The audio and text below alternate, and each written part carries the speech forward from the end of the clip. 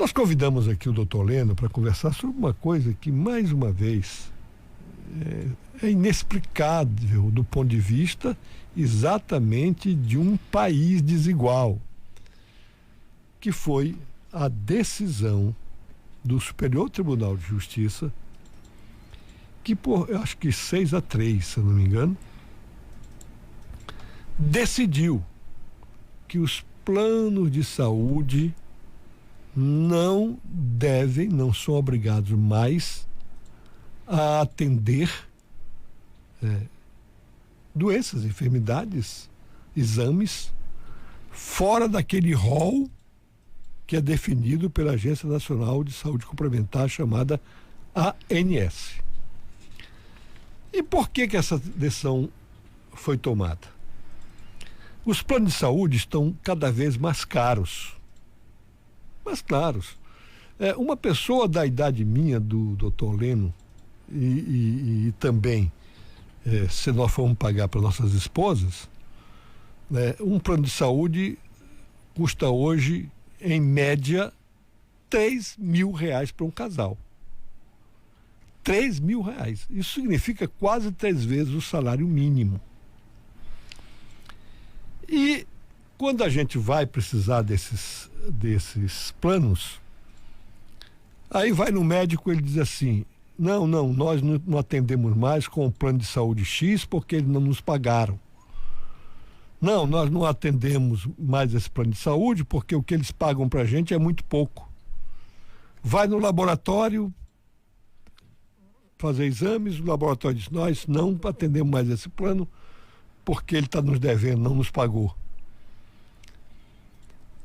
E nesse momento, você paga para ter o plano, você vai muitas vezes à justiça, e os juízes de primeira e segunda instância, os juízes e a juíza de primeira instância, têm normalmente atendido, decidido a favor dos usuários.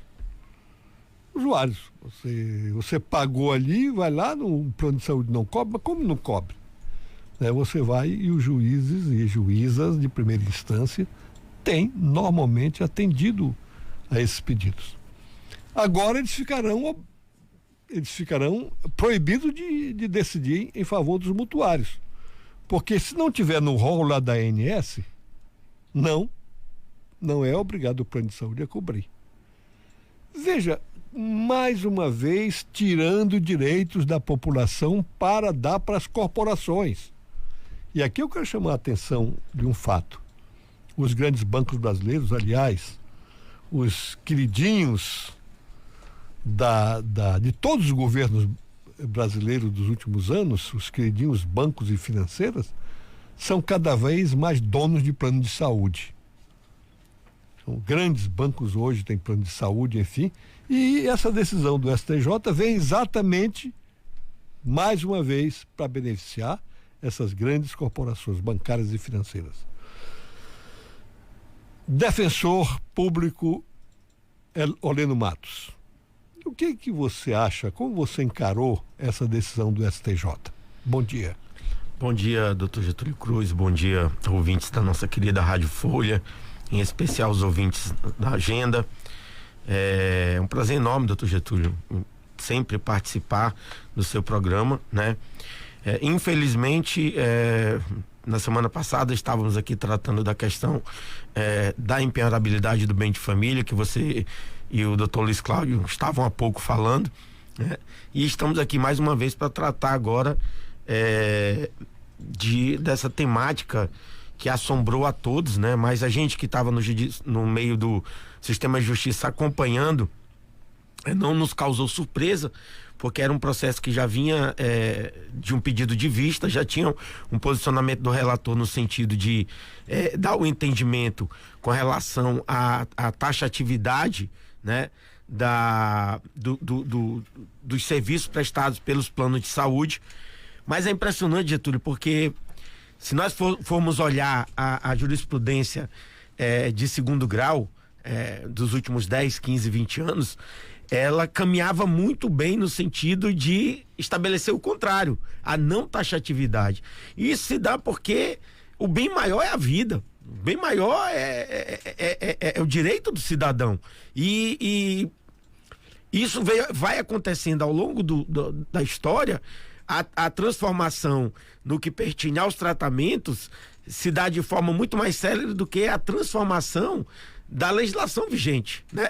A ANS não consegue andar da mesma forma como andam as soluções médicas ou de tratamentos, então sempre se teve uma preocupação, até porque hoje nós temos a condição de conseguir especificar muitas doenças, Getúlio, que há 20, 30 anos atrás a gente não existiam, por exemplo, o autismo. Né? É uma situação hoje que você desde cedo consegue detectar nas crianças e muitas vezes aquelas crianças que antigamente não conseguiam ter uma vida dita normal, elas passam a ter a possibilidade, né, diante de um tratamento mais específico, de ter a família ter condição de dar a ela uma vida. Até porque o diagnóstico hoje é mais precoce, é mais na criança ainda, né? E eu tô falando do autismo porque são essas pessoas, muitas delas já estão sofrendo na pele essa decisão do STJ, né? É impressionante, no dia da decisão, eu estava acompanhando o julgamento, o que foi dito foi que a maioria das bancas dos planos de saúde que estavam lá, lutando pela garantia do rol taxativo, tão logo saiu a decisão do STJ por 6-3, eles imediatamente comunicaram aos escritórios de advocacia e eles ingressaram com centenas de pedidos, né, de revogação de liminares, de processos individuais, justamente contrariando, né, contra o direito do cidadão, doutor Getúlio. Então, assim, nos causa muita preocupação. Ficamos felizes porque, apesar de termos sido derrotados, nós tivemos uma manifestação primorosa da ministra Nancy Andrighi, né? Eu vou até pedir permissão para fazer parte da leitura do voto dela, porque para mim resume o que isso representa, e eu estou percebendo, nós vamos conversar aqui ao longo da entrevista, e eu estou percebendo uma certa comoção também, doutor Getúlio, graças a Deus, dentro do Congresso Nacional, no que diz respeito a essa história do rol taxativo. Então nós vamos falar um pouco mais à frente, mas eu queria falar um pouco desse voto da ministra, né? Porque de acordo com ela, o rol de procedimentos da ANS, ele constitui referência importante na organização do sistema de saúde privado, mas não pode restringir a cobertura assegurada na lei brasileira, nem servir como imposição genérica quanto ao que deve ser coberto pelos planos, impedindo, em consequência, a definição individualizada do tratamento pelo médico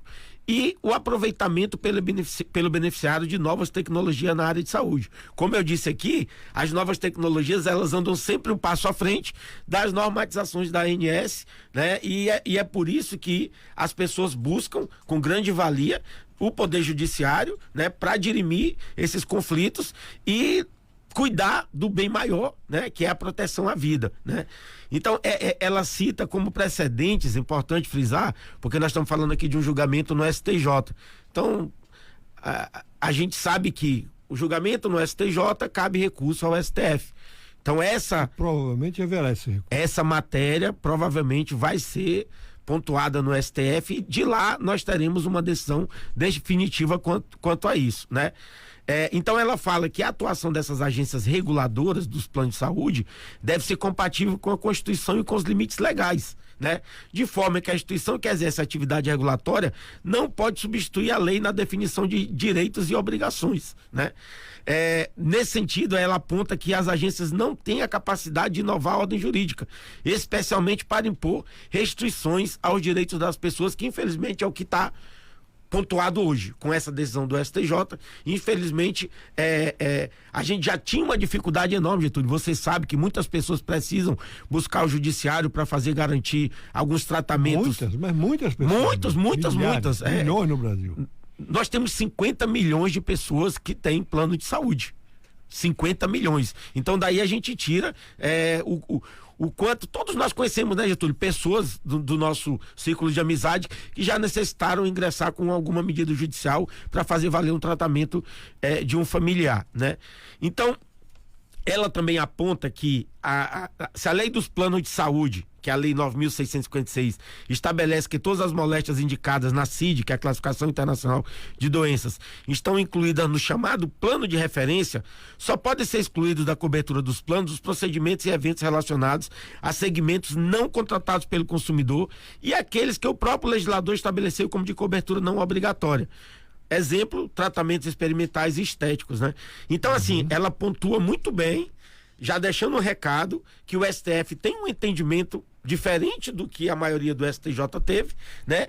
E que se isso precisar ser tratado, definido pelo STF, nós já temos aqui algumas premissas de julgamentos anteriores que apontam que o nosso STF, com a sua composição atual, deve vir com uma decisão diferente do STJ, né?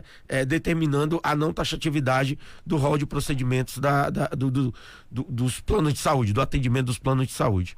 Perfeito. Eu só quero fazer o registro aqui que o Gilmar Magalhães, que demonstrando que é um ouvinte assíduo do Agenda e um atento ouvinte, ele lembrou aqui que, bom dia, doutores, a última vez que o doutor Heleno esteve aí, estava com a camisa do nosso Vascão.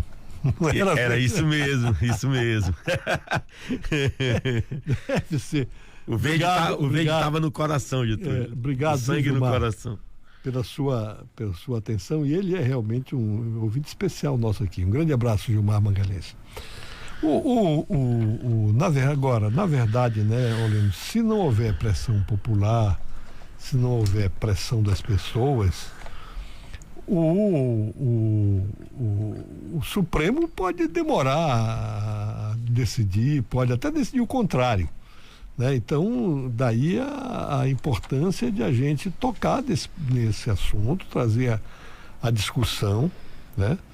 Eu me lembro que o tal aquele PL 4188 que está no Senado, ninguém estava discutindo. Nós trouxemos aqui hoje, muita gente está discutindo e seguramente acordou para a temática, os né? senadores de Roraima já devem ter recebido pressão dos seus eleitores para aquele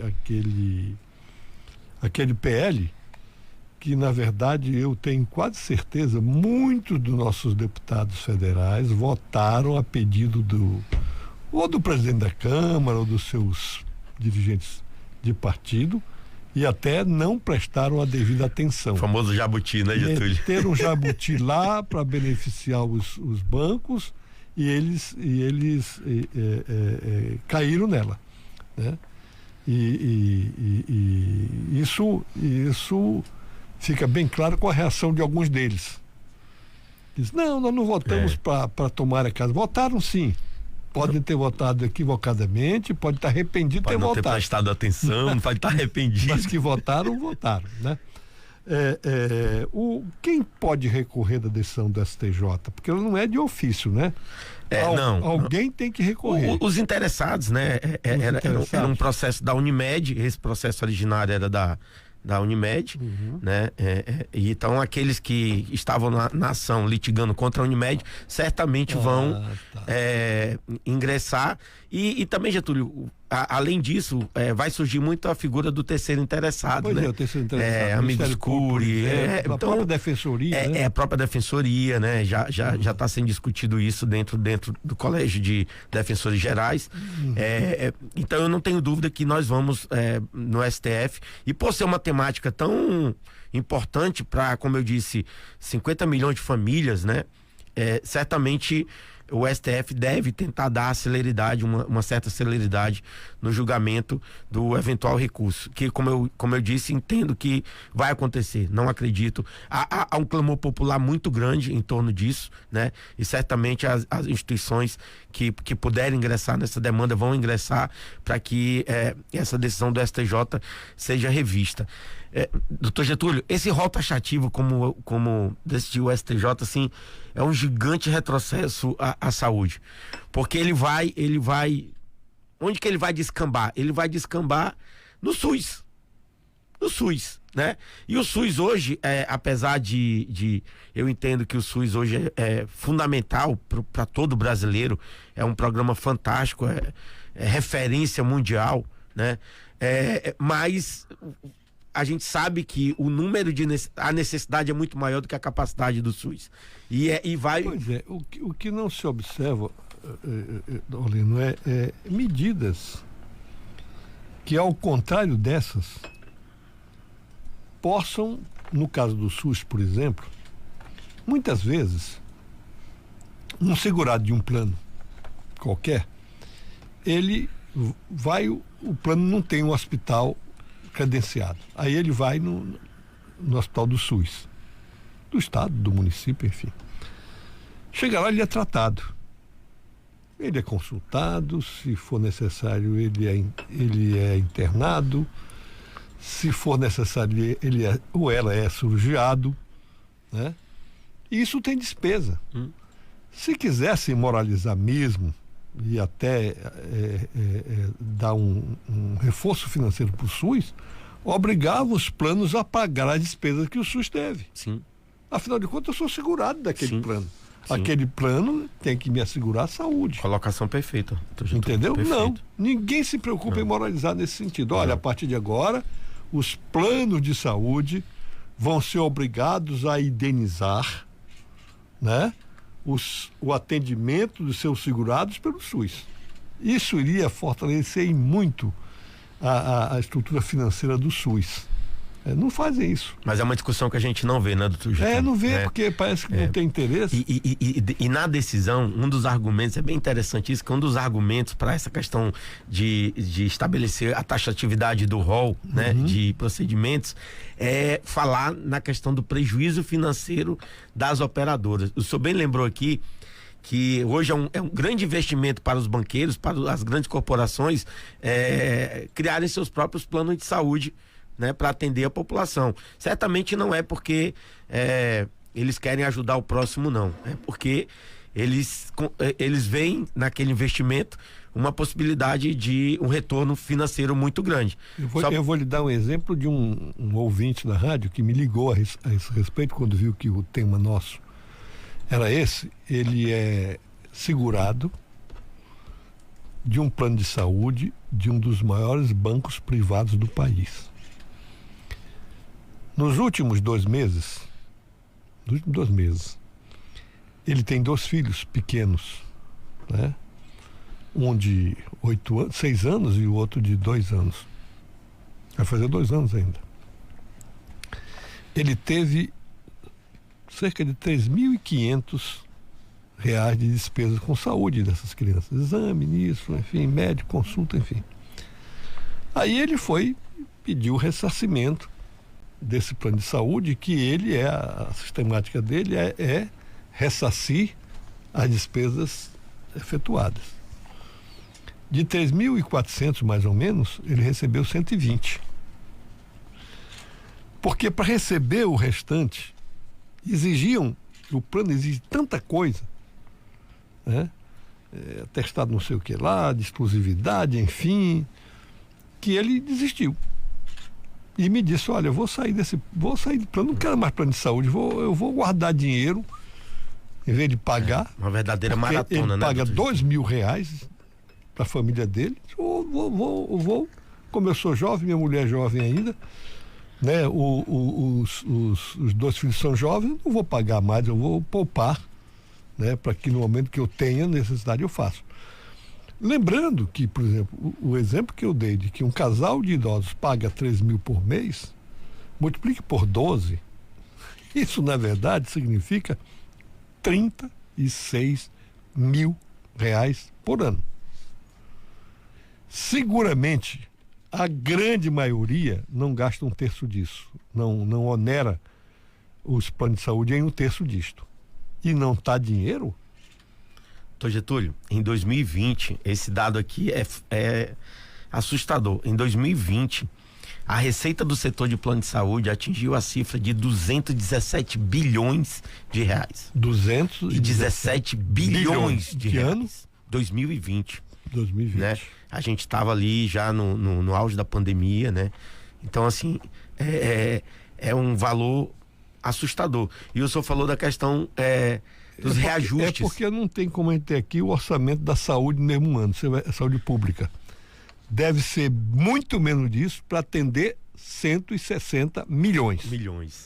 Doutor Getúlio, os últimos 5 anos eu fiz um levantamento. Os planos de saúde tiveram um reajuste de 32,8%.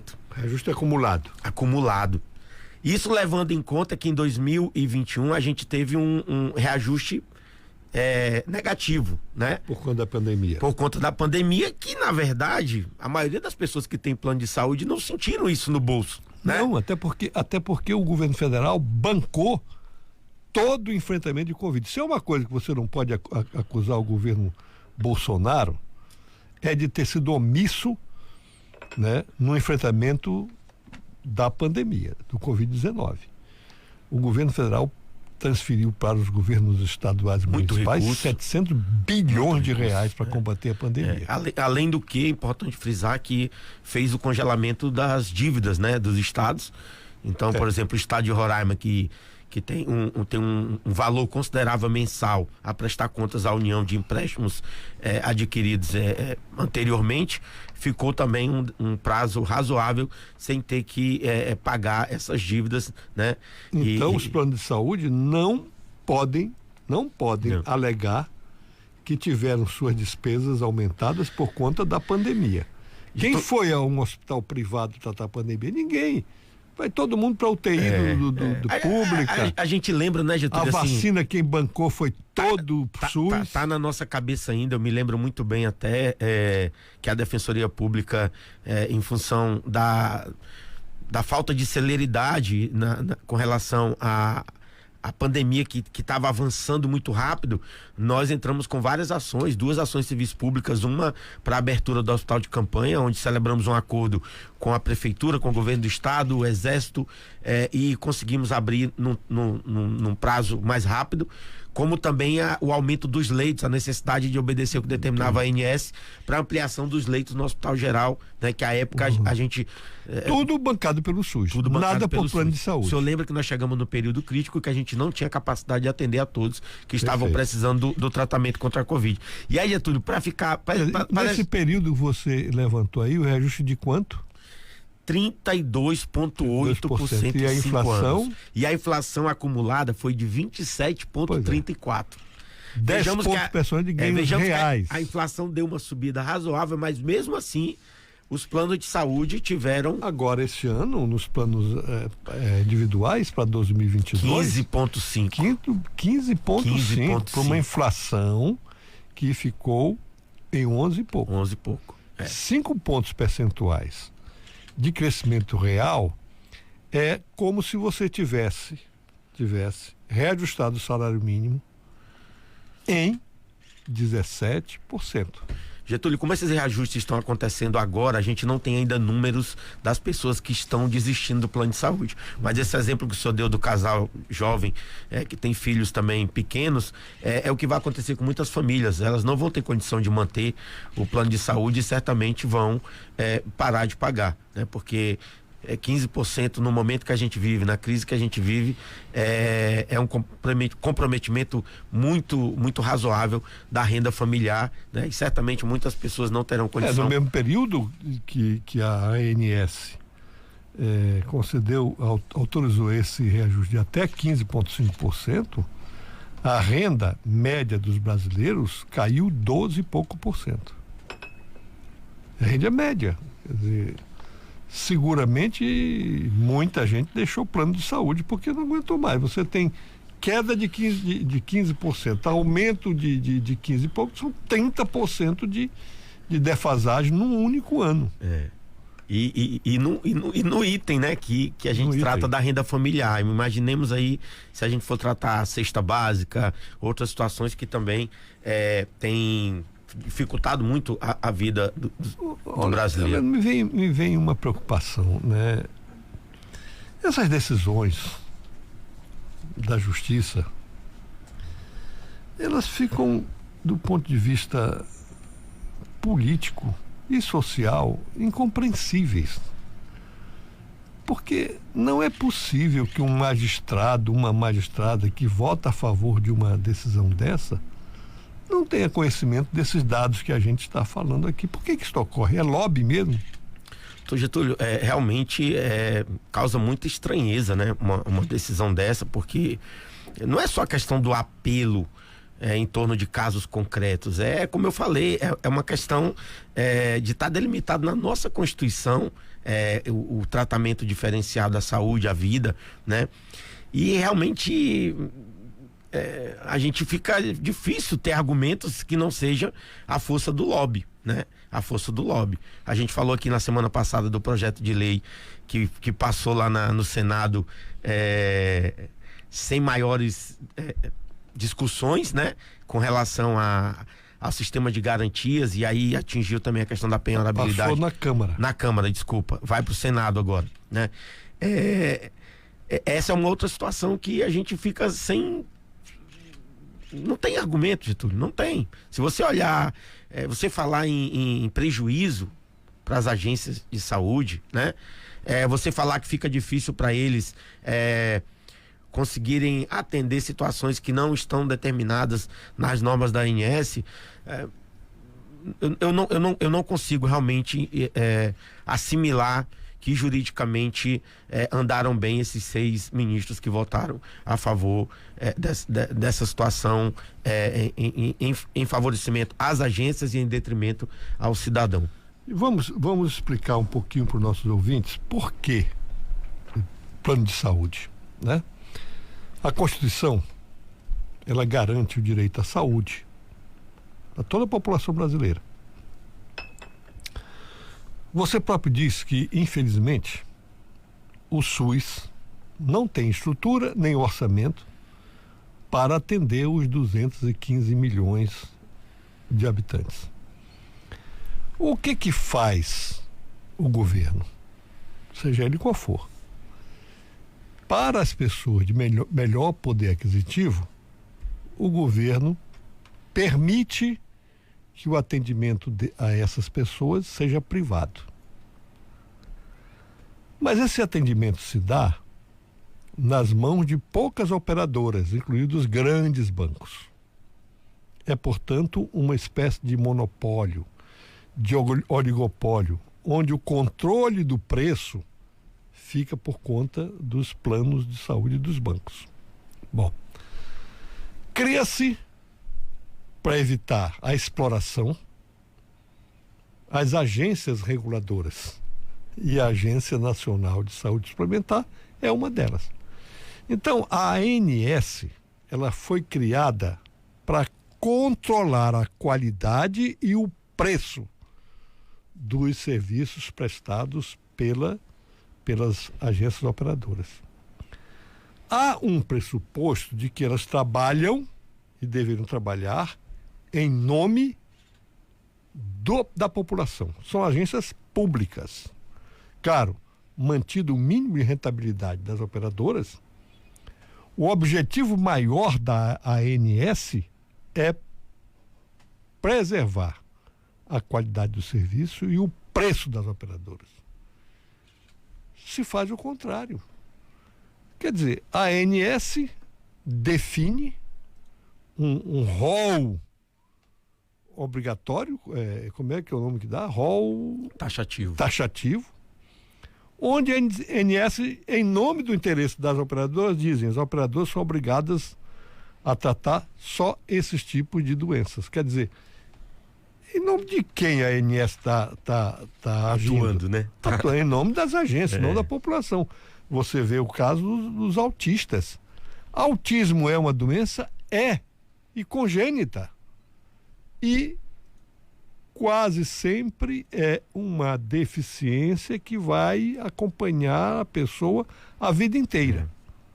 Aí vem agora o STJ, a ANS não põe lá o autismo no rol taxativo, e aí a agência não dá. E muitos modelos de terapia que tratam o autismo, doutor Getúlio, não constam desse rol. Então tem crianças que elas estão em tratamento e que certamente já estão sendo prejudicadas, porque a partir de agora os planos de saúde vão negar o atendimento, né? E aí tem uma outra relação, Getúlio, que é importante a gente falar também. Raramente você encontra um médico ou uma clínica ou um hospital que esteja agradado da relação com os planos de saúde, né?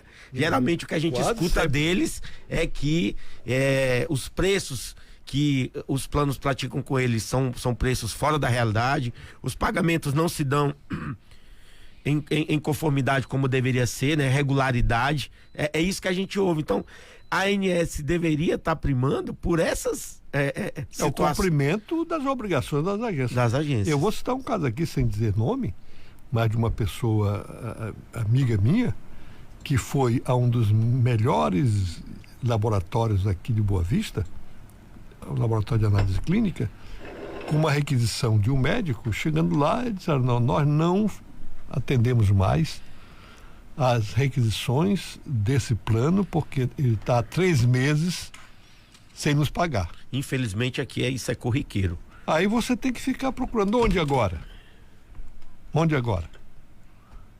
Então faz particular. Particular vai pagar 2 vezes, porque está pagando o plano de saúde. Hoje a verdade infelizmente é essa: quem tem plano de saúde muitas vezes precisa ou se valer do SUS quando consegue, ou e aí o senhor fez uma colocação muito importante, né?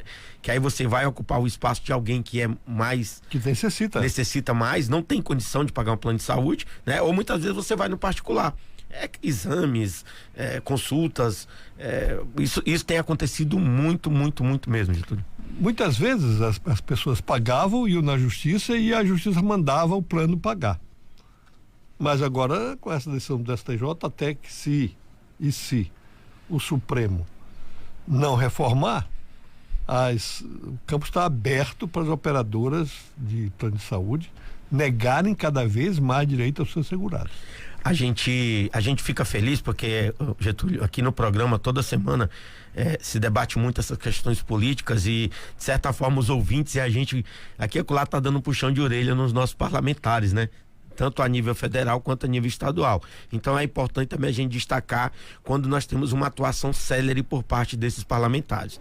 O senador Messias de Jesus, essa semana ainda, tão logo teve essa decisão do STJ, ele apresentou o projeto de lei 1570/2022, né, que altera justamente essa lei que dispõe sobre a natureza exemplificativa do rol de procedimentos e eventos em saúde da Agência Nacional de Saúde Suplementar, ANS, né, justamente para colocar na lei a questão da não taxatividade. E aí eu vou ler aqui o artigo que ele está propondo, a criação desse artigo para mitigar de vez essa situação em prol da população.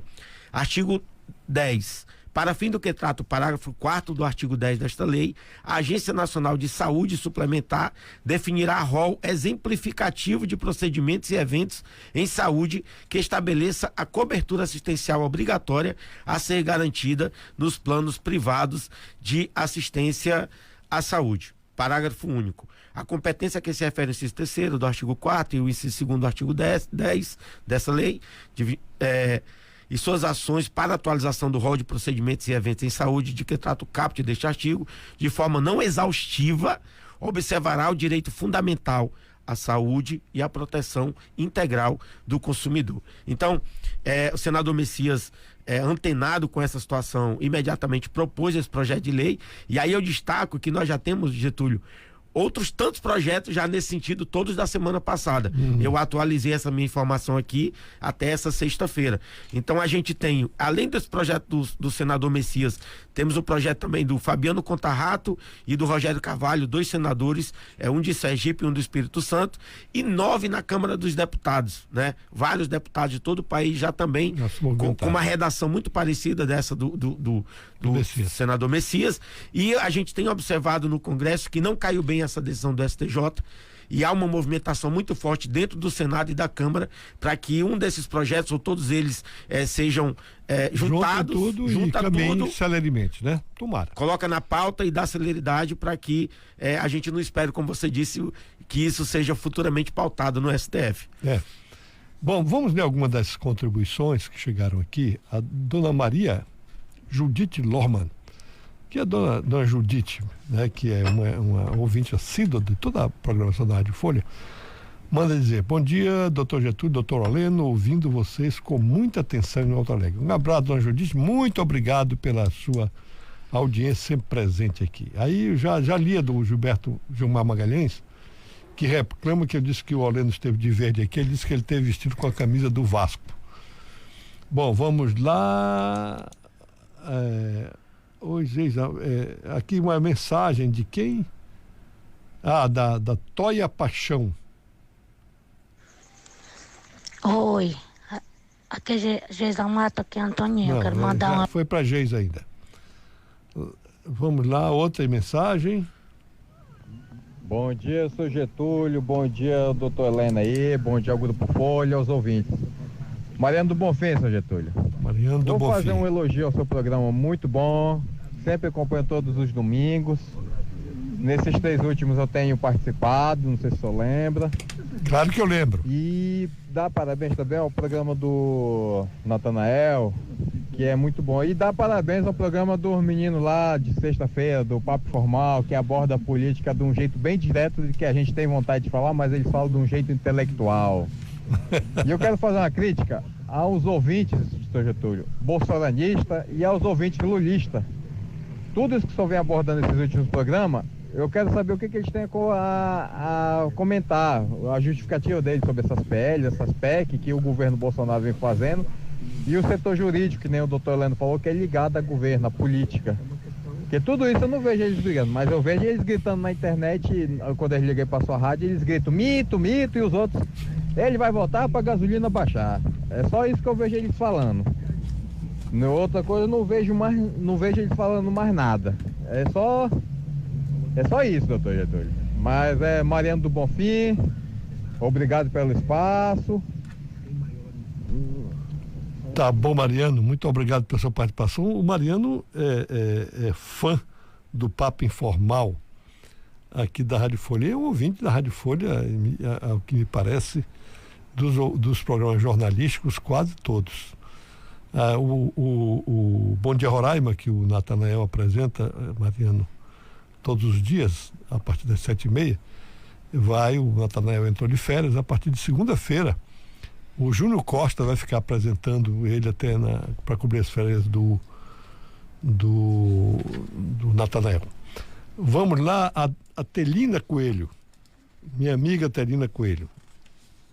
Bom dia, Rádio Folha. Bom dia, meu amigo querido Getúlio.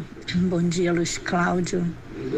Telina Coelho aqui. Infelizmente, fui infectada pelo vírus da Covid. Estou em casa, mas estou bem, graças a Deus, bem acompanhada por médicos e com tratamento já no 3º dia.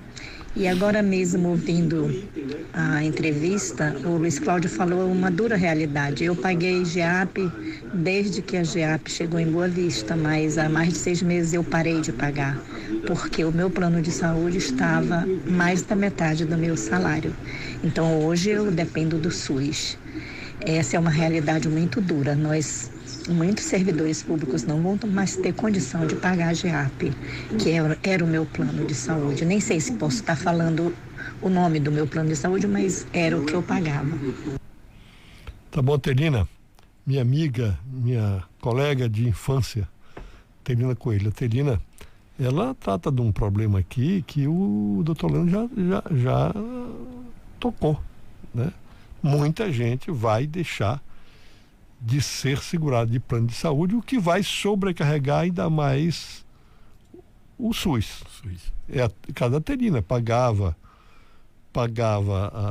um plano de saúde, agora foi acometida da Covid e está no SUS, porque não tem mais plano de saúde, né? Não aguentou mais. Mas falando nisso, né?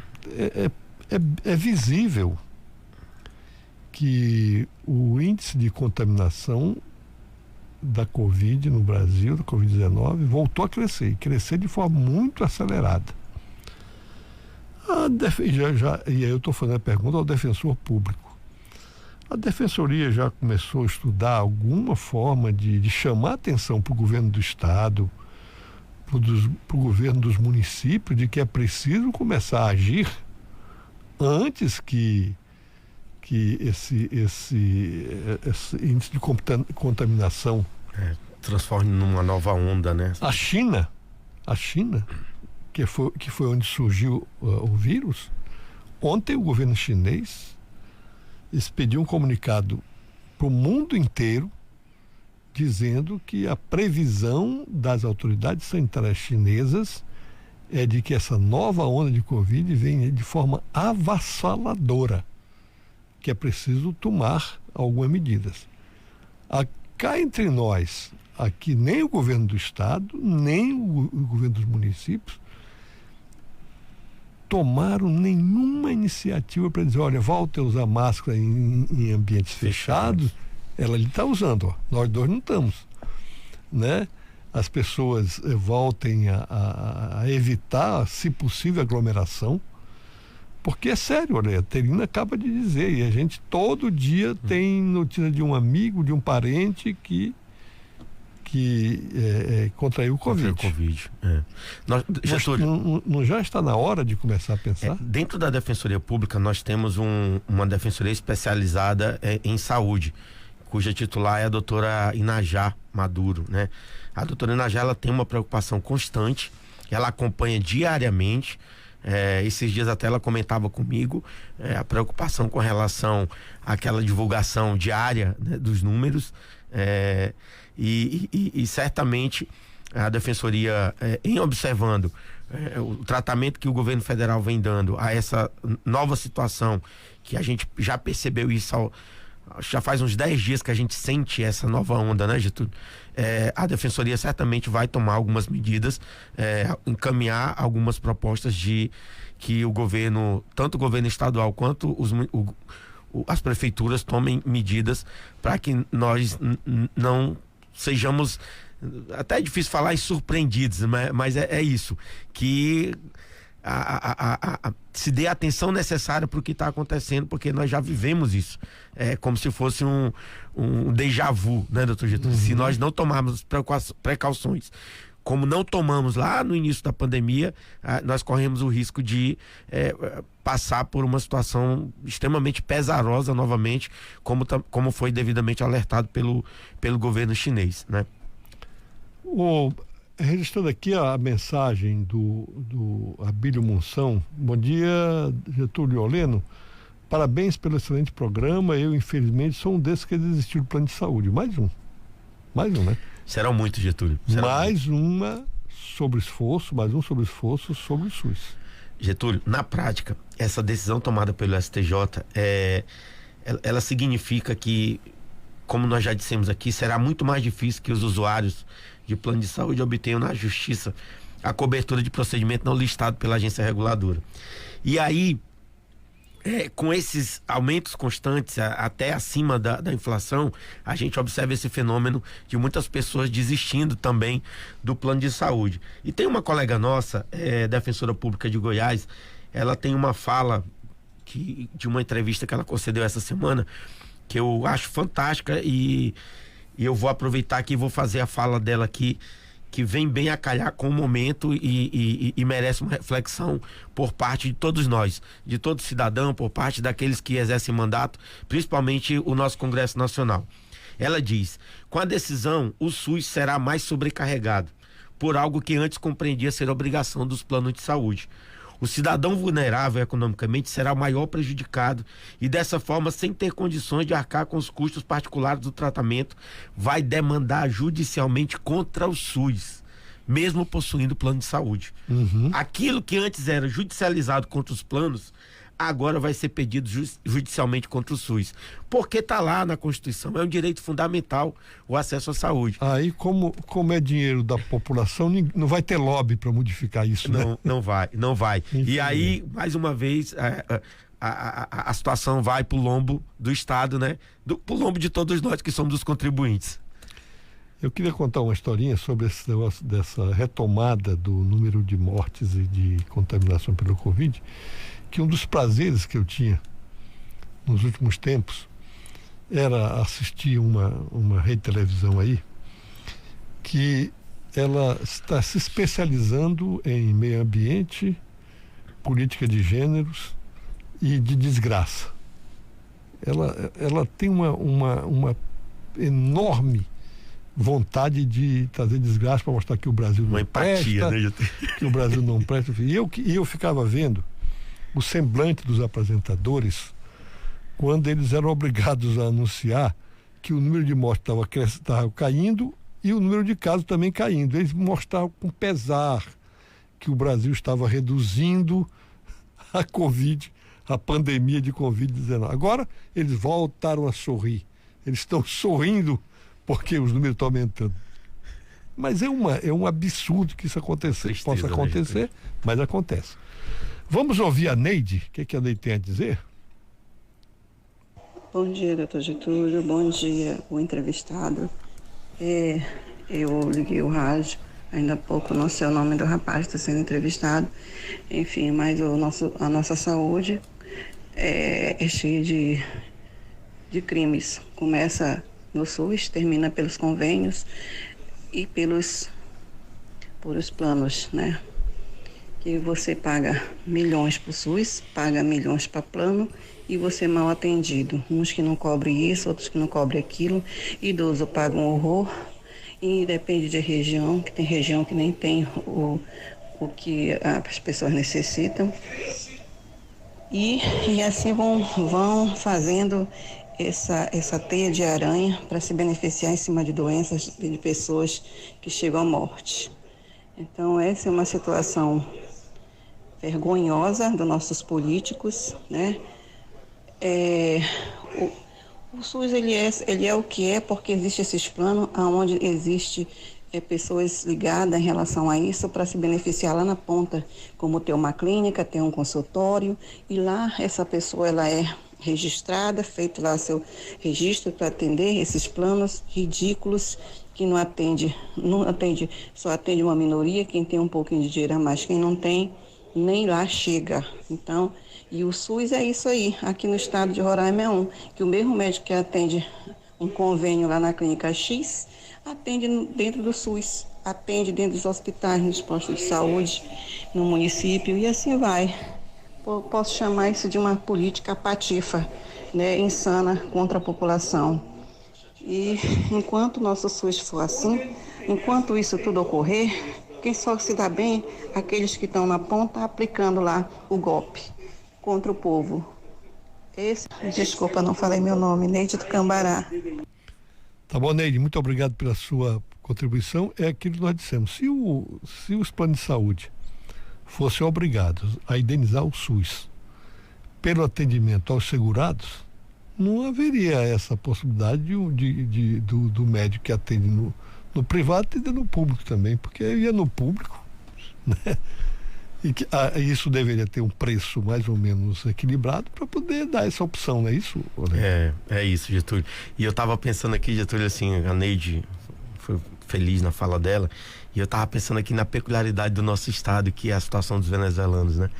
Que a gente tem gritado tanto ao governo federal no que pertine a ampliação da necessidade de prestação de serviços básicos, né? Como saúde, educação, segurança, e aí, assim, para nós, para Roraima, para o roraimense, fica uma situação muito mais pesarosa, né? Muito mais pesada, além do que a gente está tratando aqui cotidianamente, desses ataques a direitos já garantidos ao cidadão. Diz assim, bom dia, é o Gerson Maciel, ele diz o seguinte, uma pergunta aos entrevistados. Esse plano de saúde é um verdadeiro engodo. Cito plano de saúde dentário, via aplicativo promete implante, restauração, prótese, aparelho, etc. Alegar que o benefício só serão utilizados após 120 dias, ao passar essa carência, fui à clínica dentária e a atendente disse que o plano só faz prótese e tratamento. Como eu posso recorrer para ter o meu plano contratado? Maciel, é justiça, né? Você tem aí os juizados especiais. Acho que o teu caso cabe bem, né? Ele tem um limite de 40 salários mínimos, mas certamente lá no juizado ou na Defensoria Pública, você pode procurar o serviço da Defensoria Pública também. Vai se verificar se houve propaganda enganosa, infringência ao Código de Defesa do Consumidor ou a legislação que trata da contratação de plano de saúde, também dentário, e certamente buscará o devido ressarcimento, não só do valor, mas se aconteceu a questão dos danos também morais e materiais, você tem direito a perceber isso. Quem é que... A Cássia, doutora Cássia Araújo, que é professora da UFRR. Ela diz o seguinte: bom dia, Rádio Folha, parabéns pela entrevista do doutor Leno, defensor sobre as decisões dos planos de saúde. Sempre assisto às entrevistas. Queria fazer uma pergunta, mas a linha estava ocupada. Parabéns pela entrevista do doutor Leno e do professor da doutora Cássia Araújo. Agora entendi. Parabéns pela entrevista do doutor Leno e do professor da UFRR, que foi o Luiz Cláudio, que esteve aqui anteriormente. Doutora Cássia Araújo. Obrigado, doutora Cássia. Infelizmente, não sei porquê, né? Não pude complementar. Vamos ao Gerson. Ele diz o seguinte: bom dia, bom domingo, professor. Ouvinte demonstrou a quem ela ecoa. Tudo é golpe.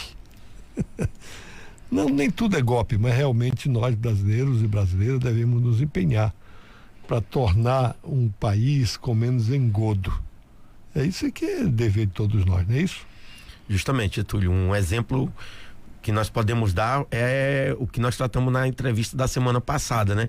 Você bem colocou aqui naquele dia que era uma situação que estava passando desapercebido, né? Pelas grandes TVs, nada se comentava.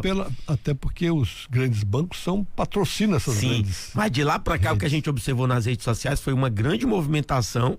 Já corre listinha com o nome de quem votou a favor do projeto, né? E aí os parlamentares ficaram preocupados, como você disse, né?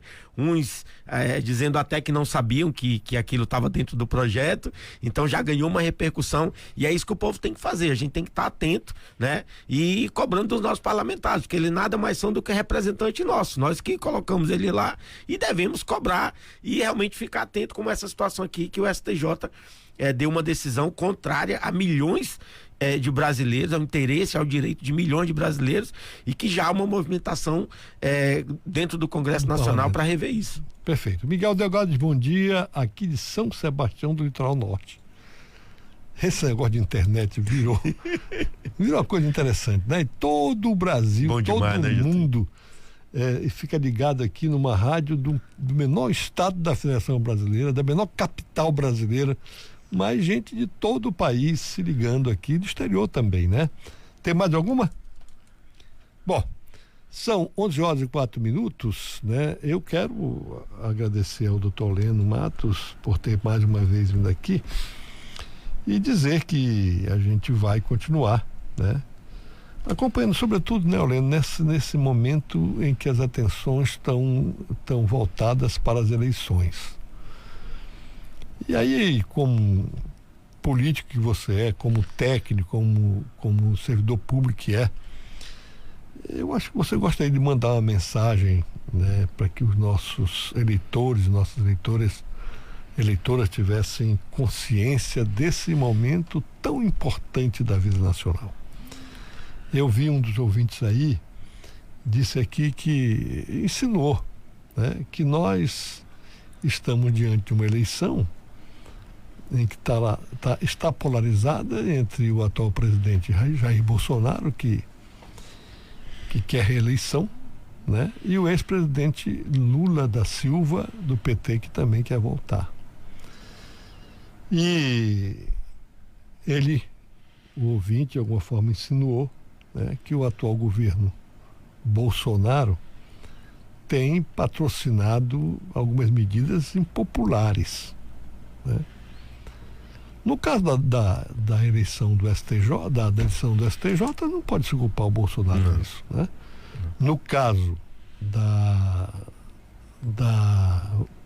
autorização para penhorar a moradia das pessoas, ele tem sim. Acho até que quem pressionou, que politicamente hoje o atual presidente Bolsonaro não encontra condições políticas para se livrar do Paulo Guedes. E o Paulo Guedes, inteligente como é, preparado como é, né? Ele está aproveitando a fragilidade do Bolsonaro para começar a empurrar aquilo que ele realmente quer, que é a implantação de um regime econômico e político liberal no país, extremamente liberal, voltado aos interesses de mercado, né? E que o Bolsonaro, se teve consciência disso, ainda não teve coragem de enfrentar. Não sei se vai ter até o final do mandato. Mas essa falta de coragem pode custar muito caro a ele, né? Como está sendo a falta de decisão para enfrentar a questão da Petrobras, né? Volto a dizer, já disse aqui e vou repetir, o presidente, se quiser, ele pode sim interferir na política da Petrobras. Sim. Como sempre fizeram, né? Vai ter consequências? Vai, mas ele tem que explicar ao povo brasileiro, olha, eu vou fazer isto e tenho consciência de que meus adversários vão explorar, que a Petrobras vai ter ações que caem, que os acionistas vão chiar, vão perder valor e daí? Entre os interesses de alguns milhares de acionistas da Petrobras e os interesses dos milhões de brasileiros, o presidente tem que optar. Mas isso é bom sem tomar partido, né? Para alertar que os eleitores e as eleitoras brasileiras são responsáveis por tudo isso. Sim. É agora. A gente costuma pensar que tece muitas críticas aos políticos, né? E assim, eu tenho comigo que, na realidade, o político ele é o espelho do eleitor, né? Porque ele não é colocado lá por papai do céu. Não é um passe de mágica, é o voto, né, Getúlio? E assim, você me deu essa oportunidade de falar aqui, eu vou tentar resumir o que eu penso. Eu acho que o brasileiro precisa ter maior responsabilidade com o voto. E de que maneira? Nós temos que pensar, seja presidente da República, governador, deputado federal, estadual, senador, vereador, nós temos que pensar na hora de votar. Eu acho que nós temos que mudar esse conceito de político profissional, né? Nós temos, Getúlio, que ver currículo, ver quem são as pessoas que estão colocando o nome à disposição, se essa pessoa tem um mínimo de conhecimento para atuar no parlamento, né? Ver o histórico dela, né? Eu costumo dizer que nós temos centenas de candidatos. Se tem uma profissão, se a gente sabe de onde tem sustento, se tem a ficha limpa, né? Tudo isso, e isso é fácil da gente. Mas a verdade é que, infelizmente, a grande maioria dos eleitores não usa isso como parâmetro, né, para escolha, né? Para escolha. A gente percebe, Getúlio, que a população, de uma forma geral, fala muito mal da política, mas quando começa a chegar perto do período eleitoral, é como se fosse uma Copa do Mundo, né? Todo mundo começa a viver a política e o seu candidato defender... Por pura emoção. Por pura emoção. E às vezes por interesse. Às vezes por interesse, e aí terminamos, no fim das contas, pagando caro muitas das vezes, né? Então o recado que eu dou é nesse sentido, Getúlio. E assim, você falou aí da Rádio Folha, a Rádio Folha ela é escutada no país todo e até no exterior, Getúlio, porque ela... na qualidade ela não deixa a desejar para nenhuma rádio dessas mais conceituadas, né? E o roraimense gosta muito da Rádio Folha. O roraimense tem uma paixão pela Rádio Folha, porque ele sente que a rádio também é dele, né? Então eu fico feliz, Getúlio, muito feliz de poder estar participando aqui do seu programa e me coloco à disposição sempre que for necessário para a gente estar conversando e debatendo com a população.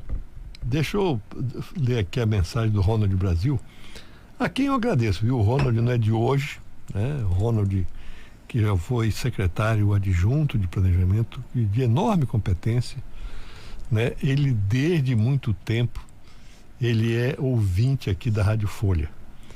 E ele é daqueles que mata a cobra e mostra o pau. Ele manda a fotografia do rádio dele, sintonizado aqui na 100.3, dizendo o seguinte: parabéns mais uma vez pelo tema do Agenda, minha companhia dos domingos. A respeito dessa participação do Ronald, que ele é pré-candidato a deputado estadual, sim, né? Sim. Essa legislação brasileira, ela precisa mudar. Nós não podemos aqui colocar a voz do Ronald, né? Porque senão alguém vai aqui dizer assim: olha, estão privilegiando o Ronald. Acontece que o Ronald Brasil é ouvinte da Rádio Folha há muito tempo, acho que muito antes até mesmo de ele pensar em ser pré-candidato a deputado estadual. Essa é uma coisa da legislação que não dá para entender, né? Tem situações que... Eu já trouxe aqui vários pré-candidatos aqui. Eles podem vir aqui dizer que são candidatos, mas não podem pedir voto. Você quer uma coisa mais absurda do que esta, mais cretina do que essa? Ora, se ele está aqui, é porque ele quer voto. O que custa pedir? Não, mas não pode pedir voto, né, enquanto não passar na convenção. Pô, se pedir agora, mais tempo o eleitor e a eleitora vai ter tempo para analisar aquele pedido. E na prática, né, Getúlio, ninguém observa. O que a gente vê hoje nas redes sociais é os pré-candidatos todos andando. O que é normal. Normal. É até bom para o eleitor saber. Se saber. alguém quiser começar a fazer propaganda para a eleição municipal de 2024 agora, que ótimo. Que ótimo. É mais tempo para as pessoas conhecerem. E olha, Getúlio, que esse código eleitoral, a legislação eleitoral, ela é mudada a cada eleição. Na conveniência do seu mandato, né? Quase sempre. Mas não no sentido de torná-la mais flexível, trazer o sentido de que a atuação política é essencial para a vida democrática do país. Um detalhe, Getúlio, as nuances com relação ao afastamento, né? Você tem situações que a pessoa tem que se afastar com 6 meses, situações que é com 4, situações que é com 3. Então fica um balaio de gato difícil de entender. Quando o importante é não deixar que agentes políticos usem a coisa pública para ganhar voto. Na essência é isso, né? Na essência é isso. O resto é conversa. Muito obrigado, doutor Oleno Matos, por estar presente. São 11h13. Os microfones estão aí à sua disposição para considerações finais. Mais uma vez agradecer, Getúlio, pelo convite para conversar um pouco sobre um tema tão alvissareiro, né? Essa questão do rol taxativo, dessa decisão do STJ, que a gente espera que, se não modificada no STF em breve, mas que tenha celeridade no Congresso Nacional para a modificação da legislação regente, para que esse rol deixe de ser taxativo nos moldes do projeto de lei apresentado pelo senador Messias de Jesus. E finalizar desejando um feliz Dia dos Namorados a todos os casais, né, do nosso estado, a todos os casais ouvintes da Rádio Folha, em nome da minha esposa Roberta Matos e das minhas princesas Melinda, Melissa e Melina, né, que estão aí aguardando a minha chegada para que a gente possa almoçar juntos. Um beijo, amores. Bom, tá aqui uma última mensagem. Bom dia, professor. Ouvinte demonstrou a quem ela ecoa. Tudo é golpe. Golpe mesmo. Professor, peço vênia, mas a lei das estatais, no seu texto, diz claramente que ao acionista majoritário, caso o governo, caberá a indicação do presidente da estatal. É a administração e ao conselho. E ao conselho de administração, é claro. Tem razão o ouvinte Gerson, né? Volto a dizer, não é fácil, né? Uma decisão do presidente da República de interferir na política de preço da Petrobras tem consequências, como tudo no mundo da política e da economia. O presidente tem apenas que prestar esses esclarecimentos à população. Dizer, olha, vou intervir, vai cair, mas vocês segurem as pontas, porque isso é fundamental para que o país não sofra as consequências de uma guerra cuja arena, o teatro de atuação é a Europa. Tem um ditado que diz, né, Getúlio, que não dá para fazer omelete sem quebrar os ovos, né? Claro. E faz parte da função do presidente da República tomar certas decisões que às vezes não agradam a todos, né? E tem que ser. Governar é decidir, né? Nós em economia chamamos disso de take-off. Todos nós enfrentamos nas nossas vidas, pessoal, política, profissional, uma necessidade de escolher. Nós temos sempre que escolher entre alternativas. E cada escolha tem os bônus e os ônus. Perfeito? Suas consequências, né? São 10h16, Diover. Nós vamos ao intervalo de uma música e voltamos aqui para encerrar o Agenda da Semana.